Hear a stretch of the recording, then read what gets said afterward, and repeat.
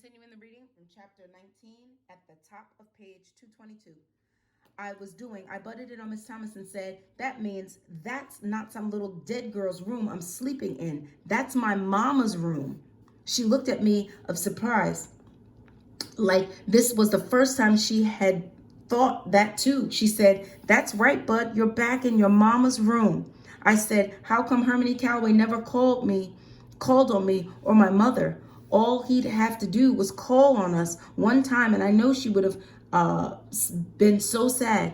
Miss Thomas and Mr. Jimmy took turns shooting quick looks at each other, then said, Bud, give me your hand.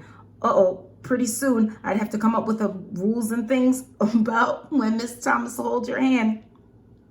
She stretched her arm across the table and I held onto her fingers. Bud, she said, Mr. C, excuse me, your granddad didn't know anything about you. No one knew where your mother had gone. Mr. Jimmy said, that's right, son. She just up and ran off one day. I mean, we all knew Herman was hard on her, but it wasn't like it was nothing personal. He was hard on everybody. I used to tell him all the time to slack off on the girl and go easy, but he can remember his exact words. He said, easy go. Don't make the mare run.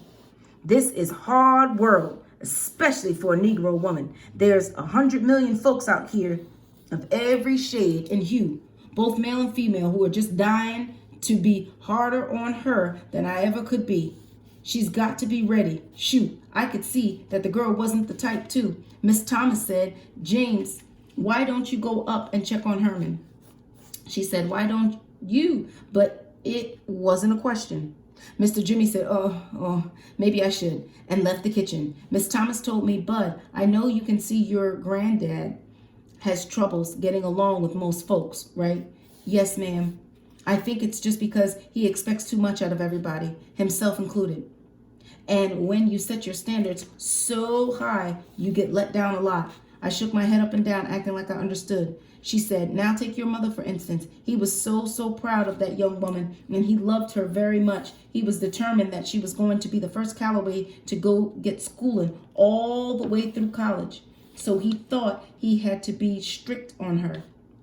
But he went overboard. But simple as that. He used to crow about his mother and father, all been born slaves. On how now it is only 2 generations later that the Calloways had come so far and worked so hard that one of them was actually going to be a teacher. It was his dream, not hers. Not yet anyway. And he never gave her time to pick for herself. The more he pushed her, the more she forgot him. Finally, it got to be too much and she left. We think she ran off with one of Herman's drummers. We've been hoping for 11 years that she'd send word or come home, and she finally has. Looks to me like she sent us the best word we've ever had in years.